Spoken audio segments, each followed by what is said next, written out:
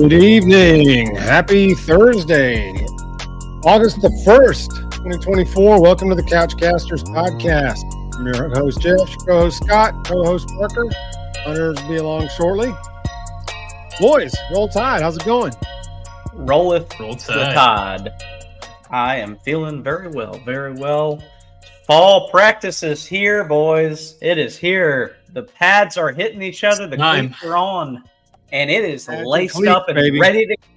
It's my favorite time of the year, guys. It's like Christmas if you're a college football fan, and you don't even have to be a Bama fan. I mean, Ohio State, Georgia, even with their issues going on right now, I won't go into it. But hey, there's all fan bases. This is a happy time. All right, this before we get into the grit of the season, where everybody's dreams and hopes start to falter away when the season actually starts. So, but yeah, this is a happy time. Very excited. Very excited. Yes, absolutely agree. Absolutely agree.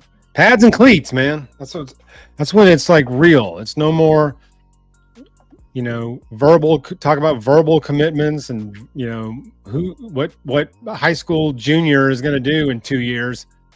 Dominating the whole offseason along with the Debo stuff. But now we got pads and cleats, man. There's boys out there hitting. There's Kane Womack out there cussing somebody out on day one. That was the highlight of practice. In a sweatsuit.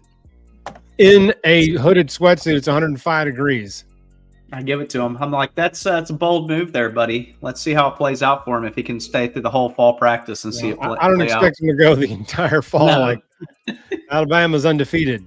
Alabama weather is undefeated when it comes to that kind of stuff. That it is. But man, it was that. I mean, all this stuff in the offseason, the media day, the press conferences with Debo and all that.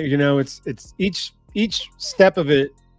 You come more and more to the realization that Saban is gone and that we have a new coach, and then you actually see with your eyeballs the coach out there with the stick, whacking at the hands while they're doing running back drills and whatnot. And it's like, okay, like there's no straw hat walking around out there. There's a different hat walking around out there. And, it really got real when I saw that, yesterday. Yep. I think it became real for me when, SEC media days, in this past couple, I think it was maybe a week and a half ago. Saban just being on the with all the commentators and everything, and that was just a surreal moment. Now I'll say this: he's got, everybody knows he's got some character to him. I mean, he's able to open up a little bit more now. I guess he's not nearly as stressed. I can see he's actually enjoying what he's doing. So who knows? You could tell he wasn't used to that heat, boy. His face was red as hell. Woo! Like, Coach, you're going to need some more Gatorade there, brother.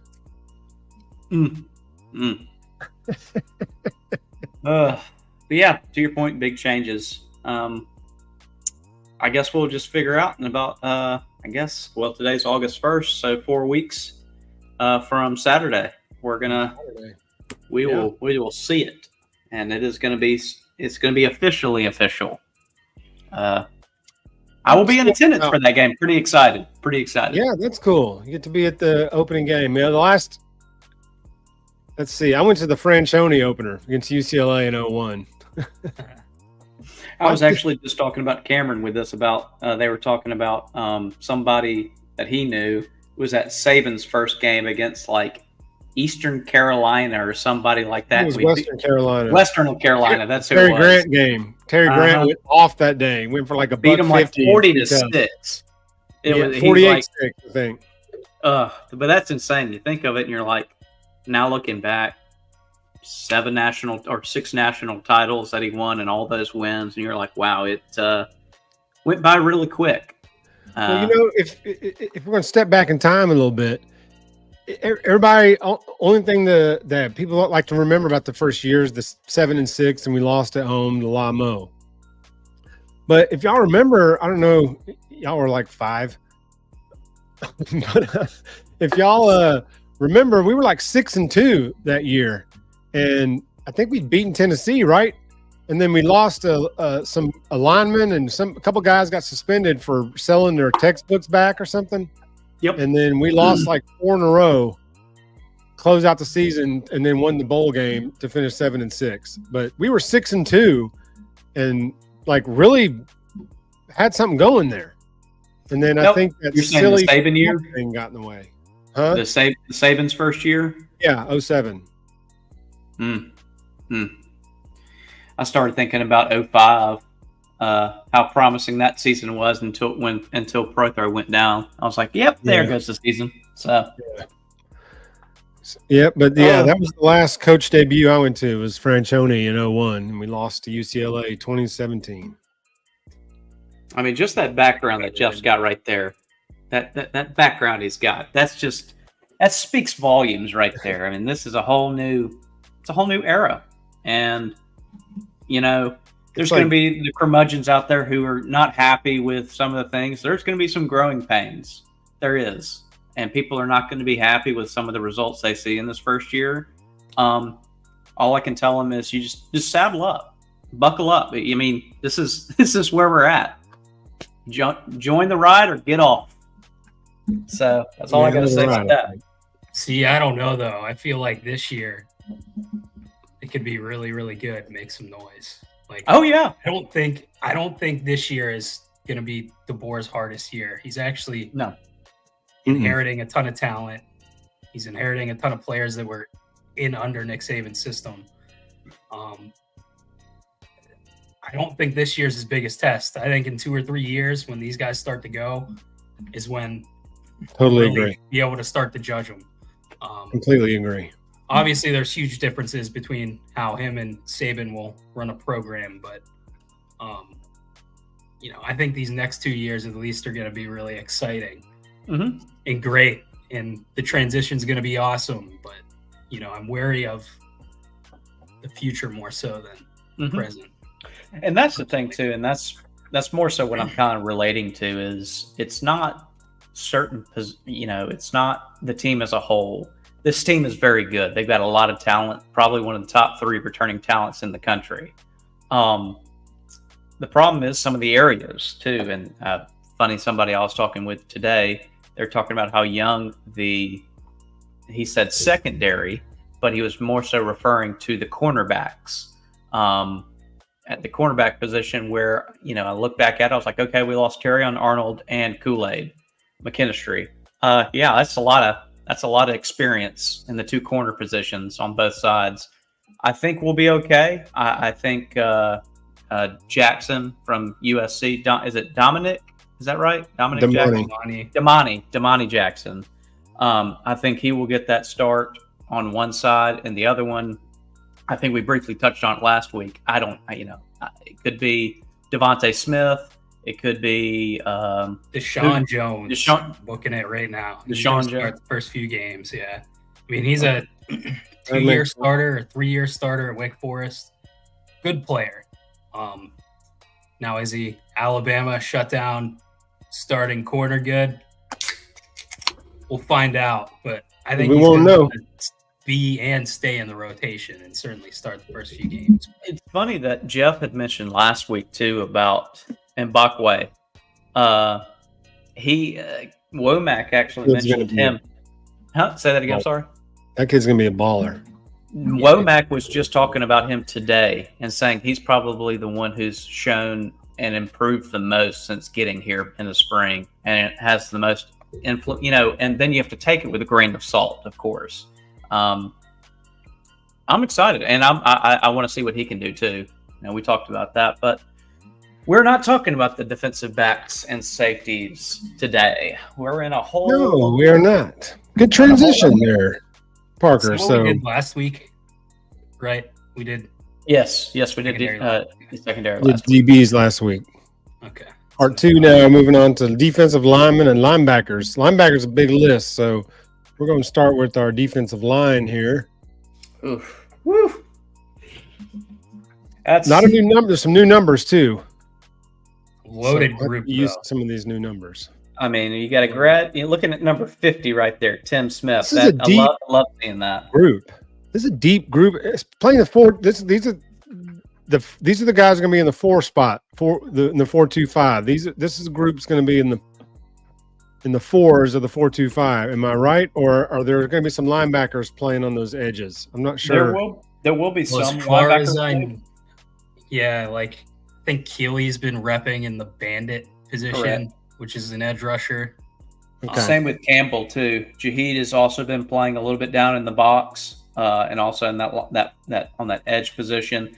Obviously, it depends on the formation that they're running and how they're lined up. But I do know we're talking about the D line here. LT, I know I was speaking on him last week. I know he's missed the first couple practices this week. He's dealing with an illness, so he has not been there. Hoping for a quick recovery over that, because I really do need to see him, make an impact when he comes and plays. Something going around. So he may have caught some of the bug. I was sick a few days ago, so Monday I think it was. I was down pretty hard, so it may be something going around. But look at this. We got a junior, a redshirt senior, a junior, a redshirt junior, a graduate student, Keenan, a redshirt junior. I mean, that's a lot of depth. Plenty of experience. And experience. Not even counting some redshirt freshmen. So I think Renaud's going to maybe get some run. Osborne, I don't know where he falls in, but some of these redshirt freshmen might get in the rotation. And I think every single guy on this list could play this year, including Jeremiah Beeman as a freshman. Yeah, they're loaded, and they're going to be an anchor. I mean, it's probably the most experienced group on the team. When you consider Otis has been maybe not a 2-year starter, but a 2-year contributor. Latham got good time last year. Tim Smith has been on the field since he got here. Mm-hmm. Tim Keenan was a starter last year. LT Overton played in pretty much every game at A&M. Damon Payne contributed. James Smith played last year. Every single one of these guys that's been here has played meaningful snaps. And, some of the freshmen, too, are just great athletes. So they'll push for time. And, however it works out, I expect this group to be really, really good. So I'm excited about James Smith, too. I think that guy's got a high ceiling. Absolutely does. I think it was maybe the Rose Bowl last year or one of the games. He played really, really well towards the end of the year, and I think he'll build on it. I mean, he's a beast. Yeah. Well, the simple fact he's a true sophomore, which means that, they didn't redshirt him last year. So, he played enough to where he was a true sophomore coming into this year. So that tells you something. Right. That he got in the rotation enough that he used up a year eligibility.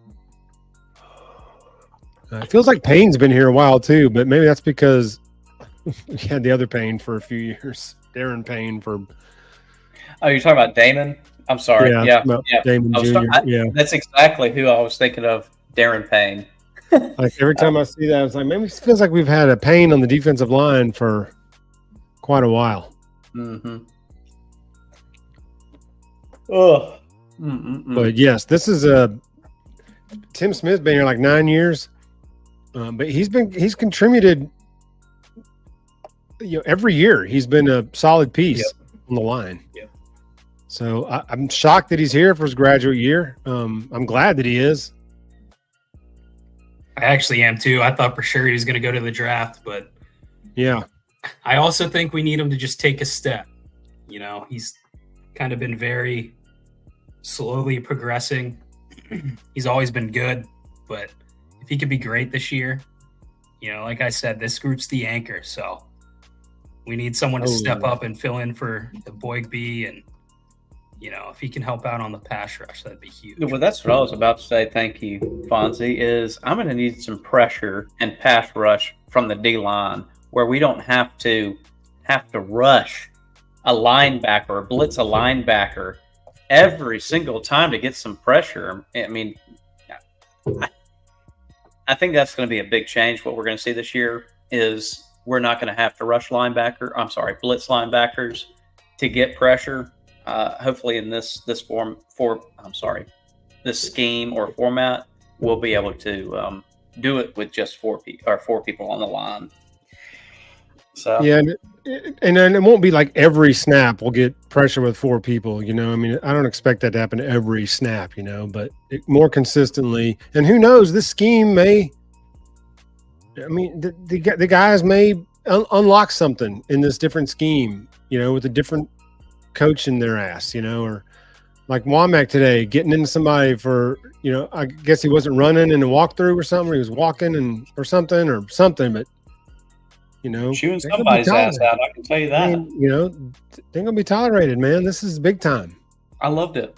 But here's another thing that I love too. And I know we didn't get to see a lot of this, and maybe it went on when Coach Saban was, heading the whole thing. But I'm seeing different videos of even the upperclassmen, even the graduate seniors or grad transfers. They're teaching the young kids, go in slow motion, teaching them this. This is how you're, on the D line. I saw one, especially we're getting into the linebackers. It was, is it Justin Jefferson, who's a possible middle linebacker starter position? He was teaching one of the younger linebackers. I don't remember the number. I'd have to go back and look back at it. But he's like, see, you need to approach it like this. And then you can move. It's all, I feel like it's very personal or interpersonal, that they are now really all playing as like a unit, one unit, one team, instead of individual personalities worrying about, I'm going to go get my bag or I'm going to worry about this, So I'm loving seeing that. Now, this is preseason. During the season, it may change. So we'll see. But I do love that. Yeah, but you're right, Scott. All these guys could play. Right. They obviously won't, but if it came down to it, I think all of these guys are capable of playing legit snaps. Yep. Not saying they're going to, dominate a game, but they're capable of playing some snaps. Oh, I mean, Otis, Keenan, Smith are going to be tough to get out of there regularly, but I mean, Latham, Overton, Payne, they're all going to play significant snaps. James Smith probably will too. Whoever gets the edge position. There's going to be a lot of guys that contribute this year, which is good. Keep them fresh. But yeah. I'd having 6 to 7 rotational players and 3 or 4 that are your every down guys. Having that 6 to 7 is really, really going to help, especially in the experience part too. So, yes, you're absolutely right. Absolutely right. Good group though. Gonna need some Beeman. I'm excited about this kid. I think Overton's gonna be a real key piece in that whole getting that whole 4 down lineman to be really effective. I think Overton's gonna be a big deal. Mm-hmm. I mean, Saban saw something in him 2 times, out of high school and then 2 years later. I'm just glad he stayed with it. I'm just glad he stayed with the transfer. Committed to it. So, I mean, but these 3-year guys are playing for draft stock now. So all you need is 1 good year. We'll take it whenever he wants to give it to us. Yeah. So, liking these guys. So now we're going to move on to the level behind them, which is funny because it's a 4-2-5 defense, and our linebacker board has like 60 names on it. A lot of walk-ons on there. About to say, obviously, there's a bunch of walk-ons on here. I'm sure Lane Wisenhunt is not going to be a Butkus on the Butkus watch list. He might be. Might be. That's all I'm saying. I'm looking down this list, and I'm like, okay, all the way from 0 to probably, you look to the right side of the screen, you look at number 4, go to Quay Rusa. Is that how you say his name? Last name? Rusall. Yeah. He's from Montgomery, played at Carver, if I'm not mistaken, and I expect I don't know if he'll make an impact this year, but come next year, if he's still with Alabama, he'll make some noise because both of them, as you said, James Smith, y'all talked about him, they're dominant. But look how loaded this linebacker room is. It is. There's tons of talent all over the field. All of them. There's some speed and there's some dudes in this group. I don't know how it's all going to shake out. Quandarius Robinson is really taking a leadership role. Mm-hmm. Just a couple clips I've seen in practice. He had one of the most all-time blunder in the Tennessee game a couple of years ago.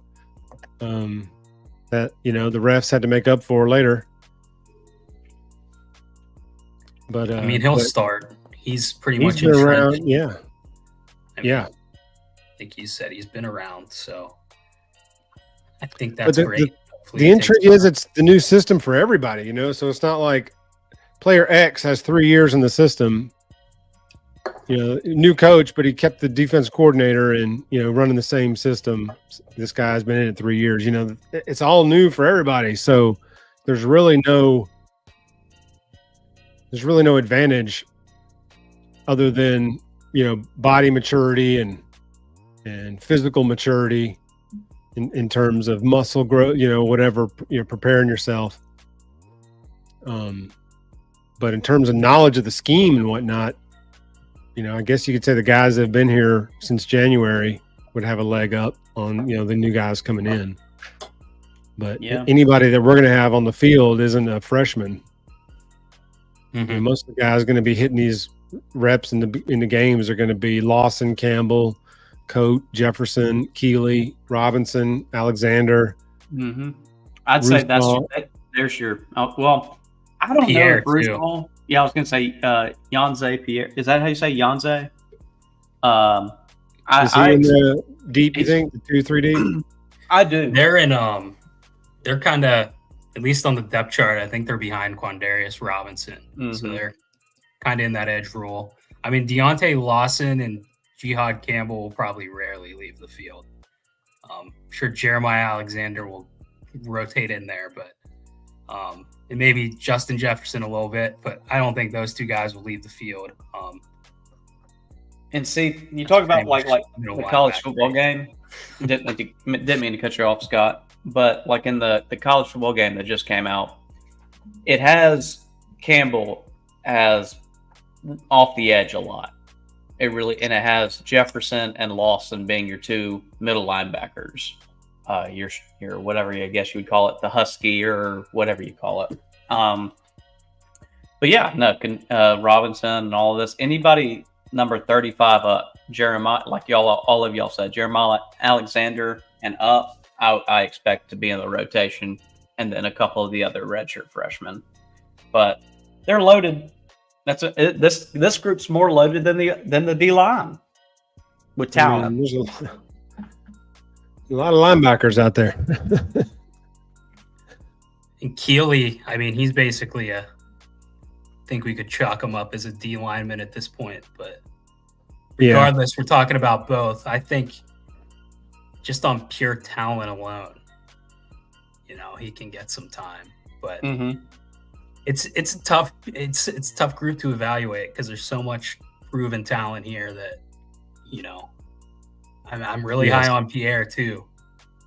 I think he could play all three downs, but there's only so many snaps, and there's a lot of dudes here. So, yes, I'm hoping there's not a whole lot of defensive snaps to go around. That means we're not on the field a lot on defense. Yeah, and the defensive snap counts are way down. Or to the point where we're seeing Lane, Wise, and Hunt on the field. We either have over 100 points or we are down by 100. That will be the only way you'd see Lane on the field is if we were up by 100 points, literally. His dad was a hell of a play caller in the NFL, and he was. I think the older son graduated last year. I think he was a walk-on last year. Or he may have been a Scully. I don't know. Do we know much about this QB Reese guy? Or this Okoronkwo? Justin Okoronkwo? That Okoronkwo kid's from Germany. Yeah. Oh, that's okay. Right. Yeah. But other than that, I think now. Sterling Dixon, Noah Carter, Jay-Sean Ross, and Aiden Moore, I all recognize. So I think those are legitimate recruits that we pulled in. Noah Carter came over from Washington when the is he transfer from Washington? Okay. Yeah, he's a true freshman, but 2024 recruit. But he flipped his commitment once Debo was coming here. Yep. Mm-hmm. It's a good group, deep group. Keep saying that about all of them, but well, you got to have linebackers and our line play how they should, considering how experienced and deep they are. I think our secondary will benefit immensely. Huge. This is going to play. These two groups are going to play a huge role in how good our secondary is. Oh yeah. And at the same time, if that makes them better, they're also going to improve the defensive line and the pass rush. Because if the quarterback's got to hold the ball for that one more second, that might be the second we need to get a hand in there or trip him up or get to him, get to the QB. So it's just one more second of coverage or one more half second of coverage could be the difference in a big play and a turnover. Yep. So I think that'll help the linemen, but if the linemen can get constant pressure, it's going to make these guys look really good, and not these guys, but to make the DBs look really good, and then plus it'll make these guys' job easier too, because they're free to play and they're not have to be taken up with the blitz. We'd lose a linebacker every time running that blitz or having to blitz somebody, and you just gotta hope that hope they get there, or we're going to be left open somewhere. Yep. And so. We'll see, man. There's a lot of talent in this list here, in this chalkboard here. There's a lot of talent and there's a lot of speed. Ton of it. QB Reese was a 3-star. I just looked him up. Okay. Don't want to slander his name, but he is a 3-star recruit this year. But he is a true freshman. But you're right. This is a really fast group. Justin Jefferson was a guy I thought was going to play last year. He really didn't. I mean, obviously, Deontay Lawson and Jihad Campbell were just so good that, no one was really playing over him. Has Jefferson been here all 4 years, or did he transfer in? Did I miss that? He transferred from JUCO last year. Okay. But he was a very, very, very highly recruited and highly rated JUCO recruit. Gotcha. Who was the one we had from Georgia last year? The Marshall? Tresman Marshall. Trez. Yeah. He was fine. Yeah, no, I'm not saying he was bad. If I would say if he probably didn't transfer over, that Jefferson probably would have taken that role. That's possible. But although Campbell came on later in the year when Lawson got hurt, and it turns out that he was a stud. And then when Lawson came back, I think that ate into Trez's time and Justin's any time Justin would have had. Sorry, Parker, didn't mean to cut you off. No. I mean, Trez had his positive and negatives. His run stopping ability was great, and side to side was great, or sideline to sideline. But pass coverage, it got a little iffy. I think Justin does a little bit better all around than Trez did. Not to take anything away from what he did. But I think I think our linebacker set this year, as y'all probably already stated, it's stout. I mean, there's some dudes on here. Oops, man, it's such an entry. I have no idea what the linebacker plans are in this scheme, or even going against some of these high-powered offenses. I'm just think of it like we're all unknown. Just from my limited knowledge of what we're gonna see, I think it's kind of like a 3-3-5. You're gonna have a more traditional edge, maybe a little bigger, like an edge that's more like a D end, size wise, and is a little more versatile. May put their hand in the dirt, but Then you're going to have a true edge rusher. I think the nose tackle and the defensive tackle are going to be, Otis and Keenan or whoever. But you may see some of the guys on this list kind of take on one of these roles. Obviously, Quandarius Robinson will, and Coates or Cott will. Keanu Cott, yeah. But there's kind of one of those positions that's more of a hybrid, and then there's one that's more of a traditional edge rusher. So, well, my favorite thing about the 4-2-5, and this is just what I've been doing on my reading, as I told y'all from the book last week, is that you can change out on the scheme so quickly to drop. If you wanted to drop 9 in the box to stop the run, you could do it very easily. Or if you wanted to drop 8 back and pass, you could do it very easily. Other schemes, I mean, everything's got, their positives and negatives to it. But this, to your point, Scott, you're going to have one true position more so, whether it be an edge or an extra star position, whatever it may be. I think this just gives us a great balance to combat the, how offenses are run nowadays. They're just so complex and so many different things that can be run. So it gives us the edge a little bit nowadays. So much speed. Exactly. 100%. It'll help us. It'll also help us sideline to sideline too, which I'm very big on. Big deal. Yeah, I think that's a very big deal.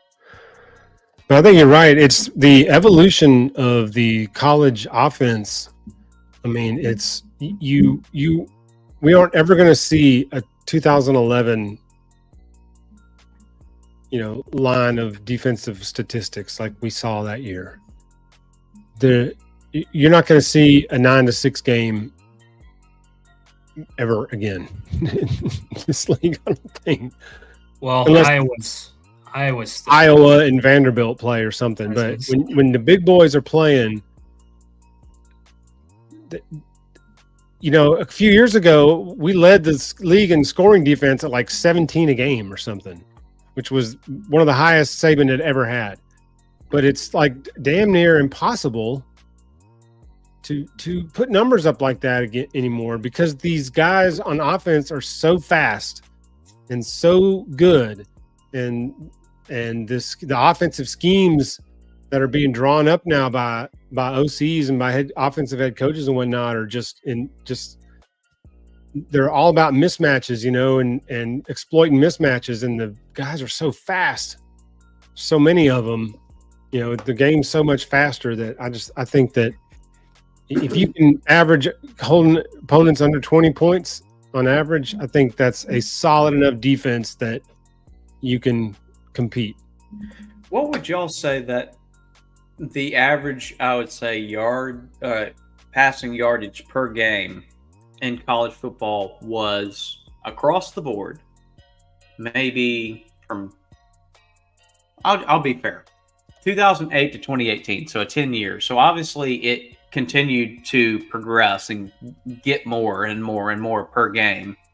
However, I feel like now the defenses are judged differently because, to what you said, Jeff, how complex the mismatches and everything. To be honest, if you can hold your opponent to 20 points and keep keep the opposing quarterback under 275 yards passing, I think that's a win. Yeah, good day. Because, and you start noticing it now, and these defenses be ranked. They're like, they're giving up 265 yards passing a game, and they'll be ranked in the top 15. That's how complex these things are. I mean, I think eventually it will curtail, that the defensive-minded coaches will catch up to some extent. I don't know what is going to change to fix that, but right now the offensive-minded coaches have really got the edge, and they're going to continue to have the edge. So I agree. We'll see. I agree. That's another reason I'm excited about Jalen this year, and about Ryan Williams and Justice Haynes, because in any of these elite offensive recruits that have either committed, signed, or that are Debo's visiting with and getting in living rooms with, et cetera, and Courtney Morgan's doing all that, et cetera. it's like we've never had an offensive minded head coach really. At Bama, it's been defense, and defense for many years. But you look back at the last 20 years, though. You look at it. Yeah. I mean, and even when Saban made the transition in 2014 to Blake Sims and hired Lane Kiffin and understood that, hey man, we got to start scoring some points here, and it evolved into the offense we saw in 2020 and what Bryce did in 21 in spite of Bill O'Brien and whatnot. But peak was 2020 was the peak offense as it was ascending through Tua, hit the apex with Mac in the 2020 season. Continued a little bit with Bryce, and then it gradually started dipping down. And then whatever that show was last year, which I thought Milroe put up fantastic numbers in an offense that the guy had no clue who he was, what we were, what the strategy was. Like, I still don't understand what our offensive goal was last year, but it's all different now. I'll still take Tommy Rees over Bill O'Brien because Bill O'Brien had all those years of experience and still screwed it up. So that's the only thing I'll say on that. They were both. O'Brien looked at Jahmyr Gibbs and said, we're only going to let you touch the ball 11 times a game. What? And what? Many, many things from the 22 season that just. Yes. We excited? We excited too? It's going to be a good time. It's going to be great. We're excited too, man. They're going to be up and downs. An offensive head coach is the game is transitioned. If you look even in the NFL, these teams that are succeeding have offensive head coaches. You don't see the defensive guru head coach winning Super Bowls, playing for Super Bowls much anymore. I mean, Belichick did it all those years with Brady. I was about to say the defensive guru is gone. Look at the last several. It's Joe Burrow, offensive head coach. Patrick Mahomes, the offensive head coach. San Francisco 49ers, offensive head coach. Now the Lions have Campbell. He was like a special teams guy. So I don't know how much of a guru offensive minded he is. He's a team guy, I feel like. He's just an all-around guy. I feel like a lot of the transition is into offensive coaches. And when you got a guy like – oh, go ahead, Scott. I was just going to say, I feel like offenses have had their generational transition and defenses haven't gotten there yet. But in the next 10 years, defenses should figure it out. I mean, obviously Milton with Tennessee, for example, last year kind of struggled. But Heupel's offense isn't overly complex. He's just doing something goofy. I mean, he's putting people on the sideline, basically. They run the offense super fast, but, from what I understand, they only run so many little packages and they only have so many plays with just different route trees and stuff. They're not reinventing the wheel. They're just – it's very hard to defend. I'm not minimizing what any of you guys said, but I just think, that works now, but in 10 years, we'll see a shift again. Yeah. I mean, we should at least if defensive coordinators are doing their job. But a lot of it is the skill players are all wanting to play offense. Yeah. The guys running 4-2s don't want to go play defensive back, which is why it shocks me that Mbakwe is going to stay at DB, which he may not over the course of his career. But if you run that fast, the guys want to be on offense. And so I think that has a lot to do with it as well as, a lot of these skill guys are choosing to play offense. Well, most of them play both ways in high school anyway. Mbakwe was a beast in offense in high school. I mean, he and Hollywood just trading haymakers in that playoff game. So, Jeff, you would know a little bit better. You got to see them trading haymakers against each other. Mbakwe, could you see him, maybe taking in a Kendrick Law role, kind of like a play early on at least? Because now Law is going to be a dynamic part of our offense. If he's not, then something is extremely wrong. What do you think? I don't, unless an emergency happens, I think Mbakwe He's not Law's size, obviously. Yeah. Law's just a freak. But I think he could play a role on offense, but I don't think that we'll need him unless there's catastrophic injuries, or something. But I just don't think we're going to need him there. I think that's a big reason why he's staying on offense or on defense, because he's so dynamic that we need a dynamic player back there that's fast and that has some ball skills. And I think he's that dude. That's just my opinion. Obviously, he's never played it down in the SEC. So all of this is just me basing this off seeing a couple of highlights of a playoff game against Ryan Williams. I didn't watch his high school reels because all high school reels are just good, all awesome plays. Did they cover each other? Oh, I'm sorry. Did Mbakwe cover Ryan? I'm sure at some point that if he's playing cornerback at Alabama, he played cornerback in high school, and those two have been playing against each other for some they're some both years. 5 stars. I mean, goodness gracious. Or at least I would have to believe that at some point Mbakwe guarded Hollywood, and if he's going to be doing it a lot because they're both freshmen, so they're going to be in practice all the time because they're going to be on the same line. Although I think Hollywood's going to move up the depth chart pretty quick, but they're going to be on the same. They're going to be in the same depth area, and they're going to be squaring off a lot, and that can only make Mbakwe better, and it can only make Ryan better. The fact that they have to go against these guys in practice, I think it's going to do a lot for the DBs.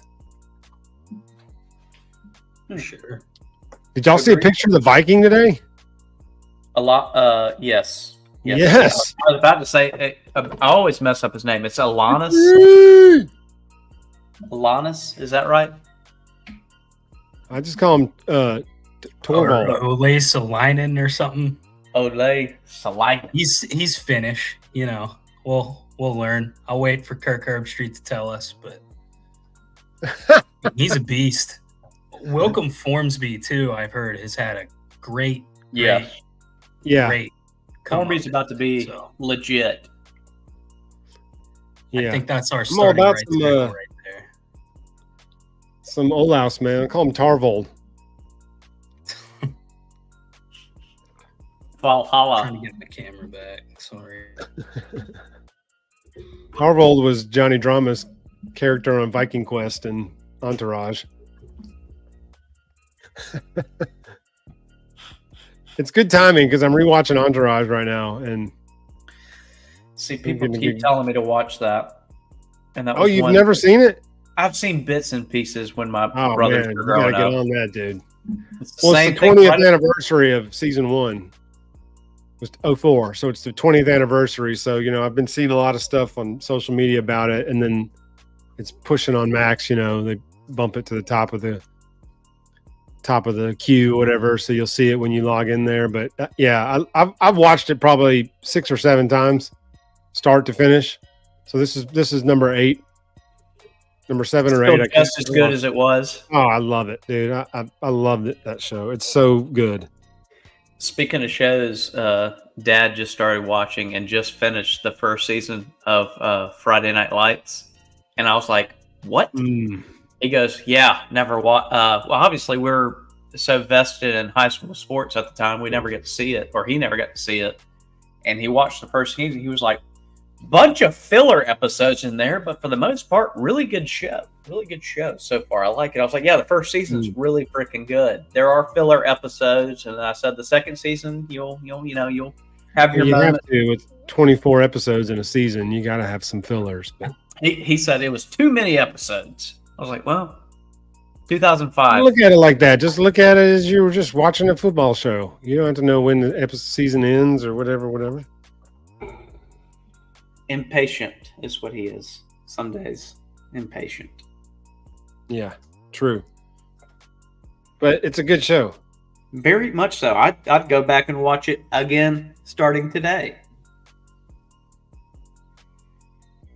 It's amazing. But did y'all see? I know I briefly mentioned something today. We can talk on a couple other SEC schools, but Georgia has been having some issues with some, I'd call it reckless driving, speeding, or whatnot. But the new one that actually came out was Ra Thomas, him getting in trouble. I guess it was over the weekend or maybe Friday after we did the podcast last Thursday. He got in trouble for some domestic abuse. Came out today that he has been kicked off the team. So, oh, really? Yes. Yeah. He is off the team. So obviously there's some big time issues with that, and there should be, because that's just unacceptable. I didn't realize it was. Oh man, I didn't realize it was domestic. It wasn't good, and I don't know all the facts. Yeah, I mean, yeah, terrible stuff. Yeah, I think it's. I don't want to say unfair to exclude it from everything else that's been going on there, but I think it's a completely different matter. Just on a, I agree. And this isn't his first time either. He's had issues before when he transferred over. Go ahead. Yeah. Oh yeah, because he transferred over from Mississippi State, if I'm not mistaken, right? He had issues at Mississippi State too. He had an arrest there. He had another assault or a battery charge or something at Georgia. Issues, man. I think there's a lot of things going on at that program behind the scenes, but I think this one's just a little different. I think it's just a really, really bad person that should not be anywhere near any college football team. Needs to be now the reckless driving. If they haven't learned their lesson at this point, I don't even know what to say, because it's just it's been a never-ending issue at that program. Ever since obviously the issue, we know what happened with the. I don't know when they're going to straighten it. After the national championship a couple years ago. Yeah, but that's crazy.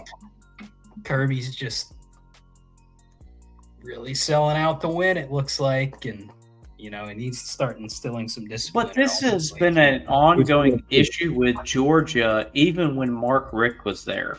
They've been having issues there for years, and I'm not going to say that I know all the issues. I know Alabama's had plenty of issues too, but this is like a trend. It feels like, and I don't know if it's the Georgia culture, what's going on in Athens. I don't know. I need the Georgia fans to at least explain to me why this has gone on for so long, or at least appears to have gone on for so long. And it's not a dig at Georgia, because I just don't know. I really don't. It's just Athens, man. Athens is a wild place. Athens is a wild place. So we got a couple guests hopped in the studio, man. We're going to bring on Chris and Cotton from Way Offsides, man. They're going to let us know what they're going to be talking about coming up at 8:00. What's up, boys? Hello. What's up? What is going on? Como estas? Horns down, always. Indeed, gentlemen. Good evening. Good evening, guys. Look at this. Thanks for coming in, guys. Setup, we just wanted to bring you in and say what's up, and then so you can let everybody know what y'all are talking about or what we're talking about on Way Offsides tonight. Yeah, Chris. Christopher. Chris. That's on me. Well, yeah.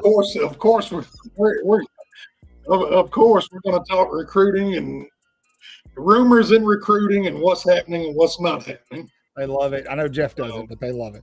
There are no rumors in recruiting. Get out of here. Never. We're going to talk Bama's offense. It's all facts. It's all facts. Every bit of it. We don't make anything up. No, nope, not a thing. Despite what them obvious think. It's all the truth. Yeah. I see. Hey, I have been seeing y'all been getting some feedback from some interesting fans. I will say that y'all been getting some interesting feedback. Yeah, we rub some people the wrong way. That's okay. Hey, you know what? Such is life. You know what? There's I know you're doing something right. If you're triggering them, it's working. Yeah, if Auburn fans are upset at you, yeah, something's happening good. But yeah, Chris, we're going to talk about Alabama's offense, how it could potentially be the best we've ever seen in Tuscaloosa. I know that's crazy to hear, but just stick with it. You're going to want to see it. I'm with you. I know I'm not on camera right now, but I'm with you. We're going to talk secondary. I was thinking about that this morning. Yeah. They're going to be good. They're going to be real good. Salivating. Secondaries, Chris. Yep. We're going to talk secondaries, and we're going to break down Missouri and Texas schedule. Yes. Interesting. We are. Interesting. Where can they find you guys? Or where can they find Way Offsides? That's easy. Why don't you tell them, Michael? Yeah, I got this, man. Let me. You just go over to YouTube and you type in Way Offsides with 4 A's. Not 3, not 5, 4. I didn't do my green screen right. That's okay. We'll just pretend like I did. I'm pulling a bill over here. For real? Yeah, you find it or yeah, 3 A's. You can find us on YouTube, X, Way Offsides. We're actually going to be live streaming on Instagram tonight. We'll see how that goes. I may have rebranded an old Disney account to Way Offsides, so that's all right. Instantly have 8 characters tonight. It should be fun. Yeah, that's interesting. Hop on over to the Way Offsides channel. Make sure you like, subscribe. As soon as you're done liking and subscribing, what Couchcasters are doing here. Thank you, sir. Thank you, sir. We are happy to be powered by the Way Offside Sports Network. It's actually a network started with content creators in mind that can all kind of band together and have a common goal of helping each other out and having some fun. Yeah, absolutely. It doesn't have to be just Alabama football. It can be whatever sport floats your boat. Yeah, sports. Got a couple of really cool, interesting guys that are interested in joining the WOSN. Got a website in the works. Got a lot coming down the pipeline. So we're happy to have you guys on board with us. Make this thing a reality. Should be a lot of fun. Yeah, I can't point, but if you see way up in the top corner above Cotton's head,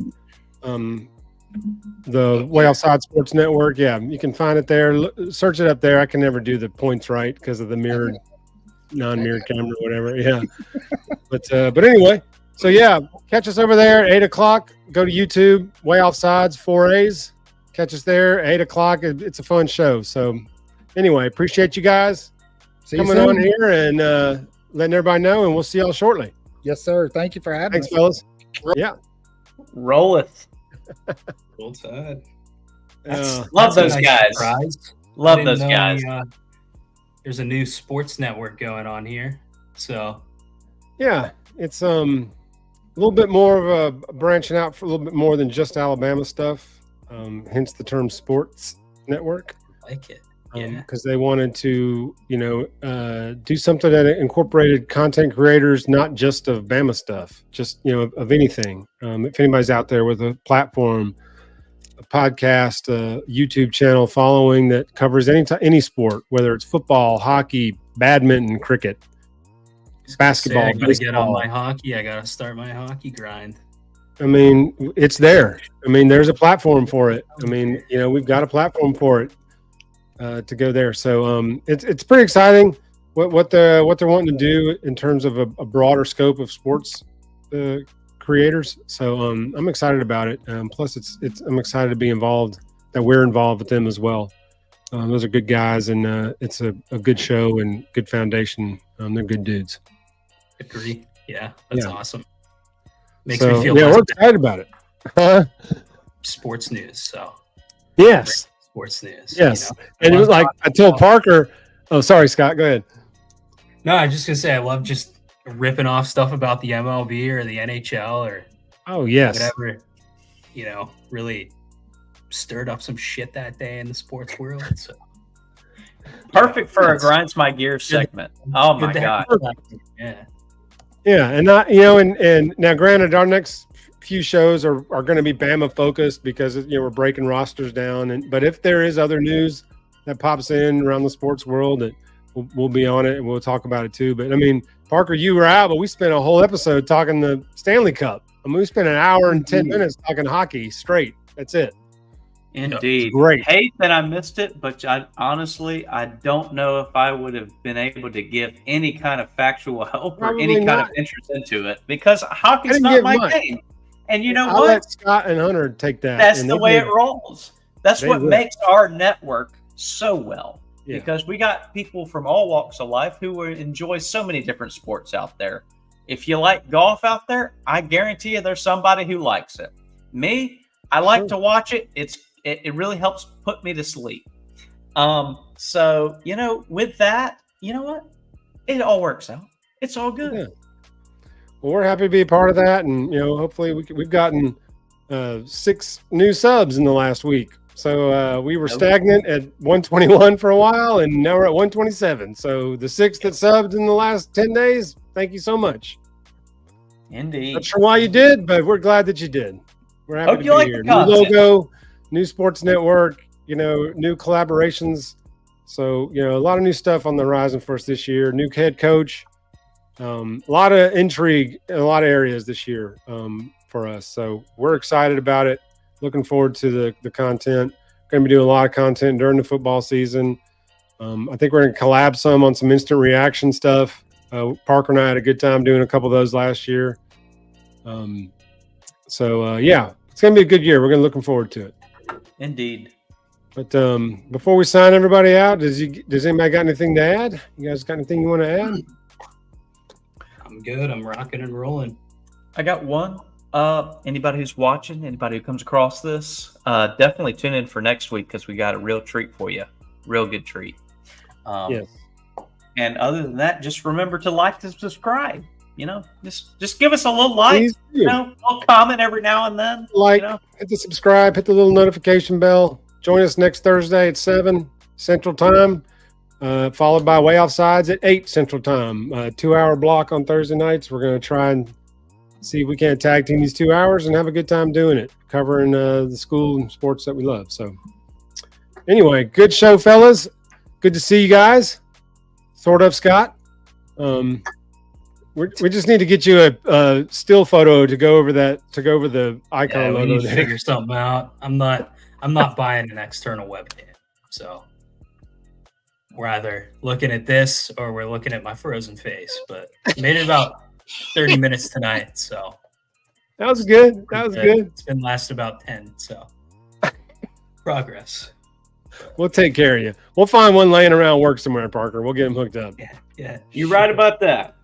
All right, boys. Well, good show. Enjoyed it. And we will catch y'all next week. Roll Tide. Roll it. Roll it.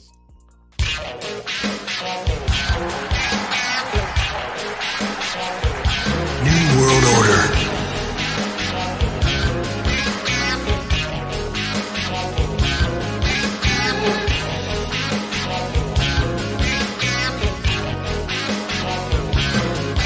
But thank